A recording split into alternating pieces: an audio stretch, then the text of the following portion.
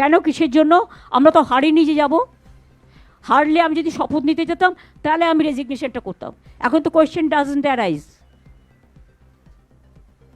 জোর করে দখল করে যদি কেউ মনে করে যে আমি কি রেজিগনেশন দিতে হবে, no, not that. Now also I want to say that we didn't lose the election. It is their forceful attempt to defeat us. Officially, they may, through election commission, can defeat us.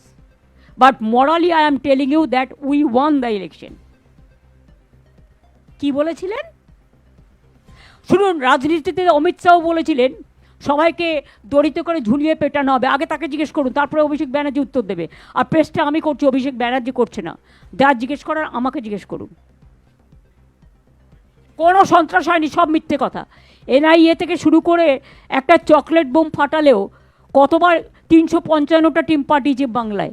এখন human rights কোথায়? Schedule tribe commission কোথায়? Women commission কোথায়? Children commission কোথায়? কোথায়? ঘুমোচ্ছে কুম্ভকর্ণের মতো নাক ডেকে? লজ্জা থাকা উচিত, নির্লজ্জ, বেহায়া।